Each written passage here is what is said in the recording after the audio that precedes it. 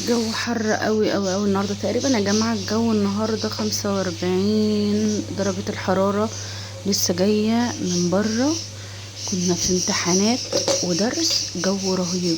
قلت كده اعمل اي لقمه في السريع نفطر بيها، لان عندنا درس تاني. التوابل دي يا جماعه في حته تانية بتاعه المطاعم حلوه قوي، البنات بتحبها على البطاطس، حلوه جدا. قلت كده احمر شويه بطاطس على الجبنه اللي موجوده، ومش قادره اشرب نسكافيه ولا اي حاجه سخنه. قلت اعمل اي حاجه ساقعه كده، اشرب كوبايه بيبسي. الجو يا جماعه نار نار نار. ربنا يرحمنا برحمته يا رب العالمين.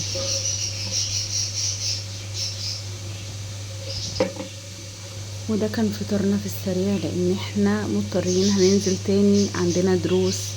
ربنا يرحمنا ويرحم كل ام واب من الدروس. المدرسين نفخنا يا جماعة، نفخنا بجد. كله مكثف الدروس عشان الامتحانات كله. بجد المدرسة تبقى عاملة لك مراجعة مرتين ثلاثة في الاسبوع، مش عارفة ازاي. بجد والله العظيم، ومش مادة واحدة بقى، كل المواد. بجد ربنا يرحمنا ويجعله في فايدة في الاخر يا رب.